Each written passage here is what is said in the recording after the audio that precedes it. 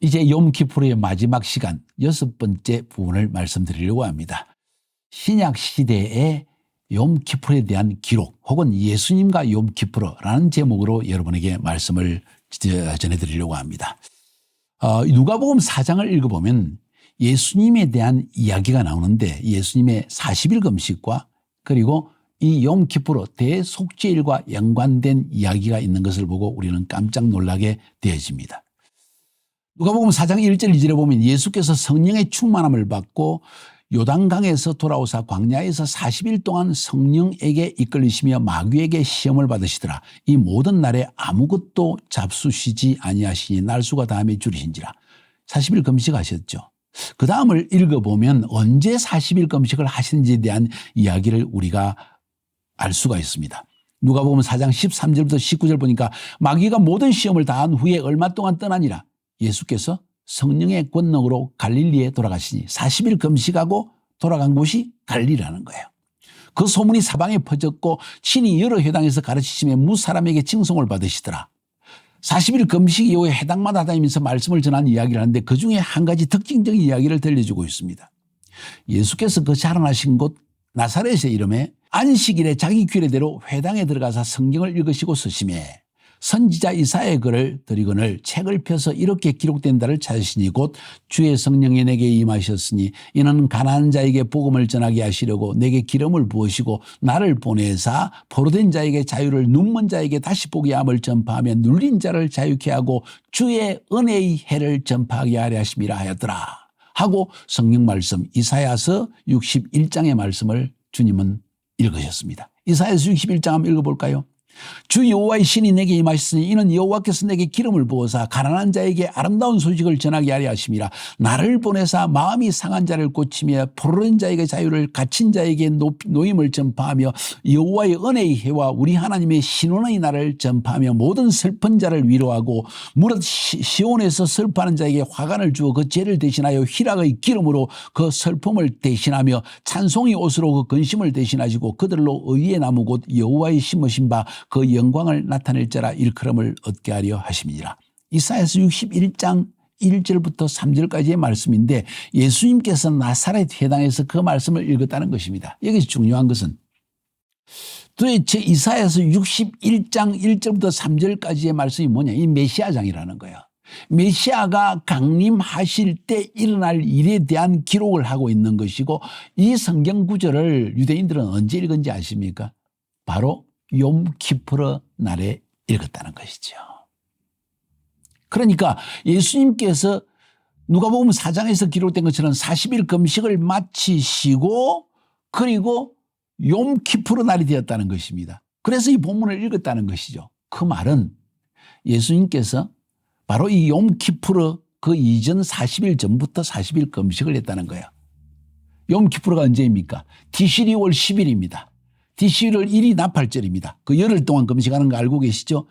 경건한 유대인들은 그 전부터 디시리월 전 달을 유대인의 6월 달을 엘룰월이라고 하는데 엘룰월 1일부터 티시리월 10일까지 40일 동안 경건한 유대인들은 금식을 합니다. 어쩌면 사도 바울이 말하는 이 금식 기간이라는 것은 이 바로 40일 금식 기간을 이야기할 수도 있을 것입니다. 중요한 것은 바울도 그 사실을 알고 있었고 예수님께서도 40일 금식을 언제 하셨느냐. 바로 이 엘룰월 1일부터 욤키푸르까지 40일 기간 동안 금식을 하셨다는 걸 알 수 있습니다. 왜? 바로 이 욤키푸르 기간에 그 주간에 욤키푸르 날에 읽는 성경 구절이 이사야서 61장 1절부터 3절까지인데 누가복음 4장에서 예수님께서 40일 금식 마치고 나사렛 회당에서 들어가서 읽으신 성경 구절이 바로 그 구절이 되기 때문에 우리는 그걸 알 수가 있다는 거죠. 예수님은요 철저히 절기를 따라 사셨다는 걸 알 수 있습니다. 6월절 날 예수님은 십자가에 죽으십니다. 6월절을 성취하기 위해서. 그리고 초실절 6월절 바로 3일째 되는 날 부활하셨습니다. 바로 부활의 첫 열매로서 우리에게 예언의 성취를 위해서 초실절의 성취를 위해서 6월절의 성취를 위해서 십자가에서 6월절에 죽으시고 초실절의 성취를 위해서 3일 만에 부활하시고 사랑하는 여러분 예수님의 생애 자체가 철저히 절기를 따라 생활하는 걸 알 수 있죠. 우리가 예수님을 본받자고 하지 않습니까?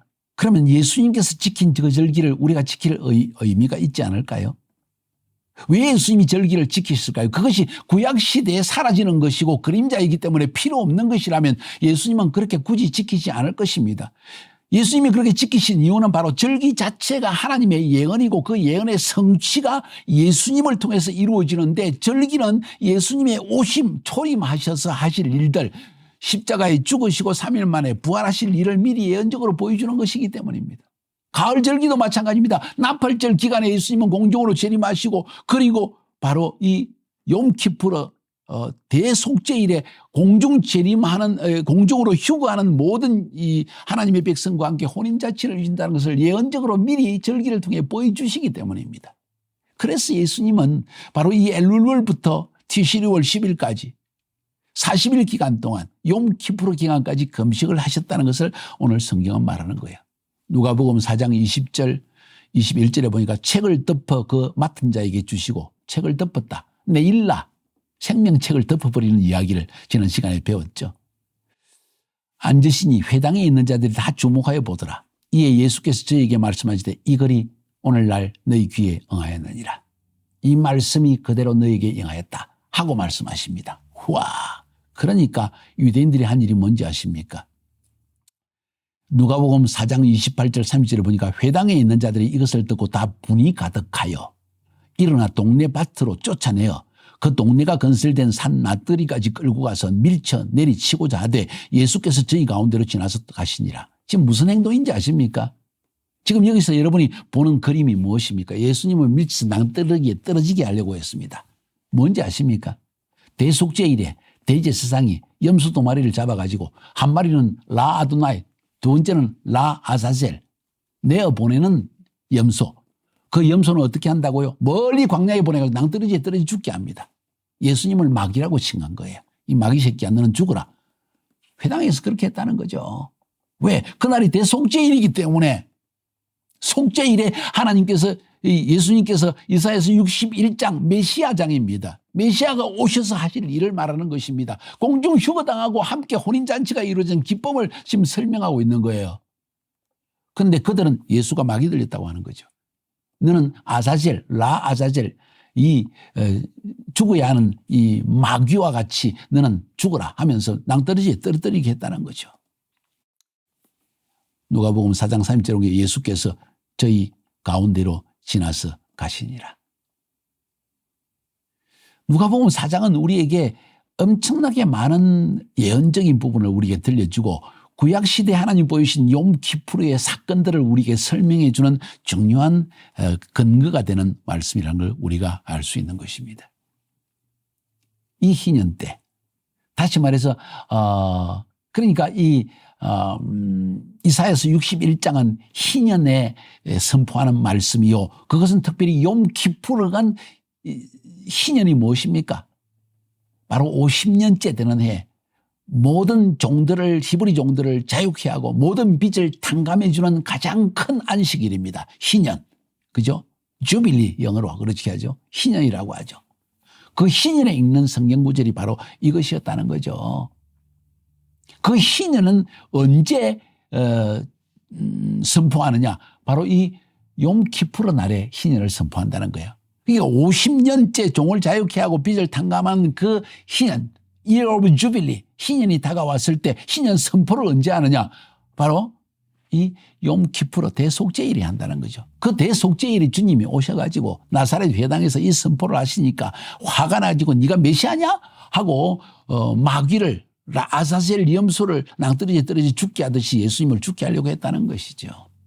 그런데 그분은 우리의 죄를, 완전한 속죄를 주시기 위해서 오신 메시아였다는 사실이에요. 히브리서 9장 24절 28절에 그리스도께서 참 것의 그림자인 손으로 만든 성소에 들어가지 아니하시고 오직 참 하늘에 들어가사 이제 우리를 위하여 하나님 앞에 나타나시고 대제사장이 해마다 다른 것의 피로서 성소에 들어가는 것 같이 대속죄일에 욤키푸르에 자주 자기를 드리려고 아니하실지니 그리하면 그가 세상을 창조할 때부터 자주 고난을 받아서야 할 것이로되 매년 주님이 고난당하느냐 아니란 거죠. 이제 자기를 단번에 제사로 드려 죄를 없게 하시려고 세상 끝에 나타나셨느니라. 언제? 욤키푸르 시즌에. 한 번 죽는 것은 사람에게 정하신 것이요 그 후에는 심판이 있으리니 이와 같이 그리스도도 많은 사람의 죄를 담당하시려고 단번에 더하신 바 되셨고 구원에 이르게 하기 위하여 죄와 상관없이 자기를 바라는 자에게 두 번째 나타나시리라. 십자가에 죽으실 때 한 번 속죄를 이루셨는데 두 번째 나타나서 그 속죄받은 자기 백성을 완전히 구원하시는 일이 욤키프르에 일어난다는 것을 성경은 말하고 있는 것입니다. 이 예수님께서 신랑으로 오셔서 공중으로 재림하시고 신부된 우리를 끌어올려 주실 것입니다. 이것은 비유적으로 이야기하면 마치 혼인잔치에 비유할 수 있는데 여러분 나팔절을 혼인잔치의 날이라고 여러분에게 말씀을 드렸죠. 혼인잔치의 마지막 부분이 뭔지 아십니까? 신랑 되신 주님이 오셔서 신부된 우리를 안고 성전의 문지방에 걸리지 않게 두 팔로 안고 문지방을 걸러 탁 넘어가십니다. 그리고 영원한 안식으로 이끌어 가신다는 거예요. 완전한 구속을 주신 그 날이 욤키프르의 날이라는 거예요. 그러나 땅에서는 심판이 주어질 것입니다. 사랑하는 여러분, 그러므로 욤키프르 기간에 이 기간이 어떤 날인지 이 날이 어떤 날인지를 아는 것이 얼마나 중요한지 모릅니다. 예수님께서도 이 욤키프르의 날, 이 절기에 맞춰서 금식을 하시고 그리고 마지막 선포를 행하신 것처럼 이 날은 바로 구속이 완전히 완성되는 날이고 속죄가 완성되는 날이고 하나님의 백성이 혼인잔치 속에 들어가서 신랑 되신 예수님과 공중에서 기쁨의 포도주를 마시는 날이 될 것입니다. 그러나 지상에서는 엄청난 심판이 주어질 것입니다. 이때를 준비합시다. 누누이 지금까지 계속 이런 말씀을 드렸죠. 나팔절부터 욤키프르까지 준비하자. 하나님의 경고가 울려 퍼진다. 마지막 심판의 때가 올 것이다. 우리는 공중에 휴거될 것이다. 이것이 욤키프르의 결론입니다. 꼭 이 시즌을 놓치지 마시고 올해 이 말씀을 들으면서 더 늦지 않게 자신에게 돌아오고 하나님께 돌아가서 다시 한번 회개하여 첫사랑을 다시 회복하고 주님을 섬기는 여러분이 되기를 주님의 이름으로 축복하여 드립니다. 승리합시다.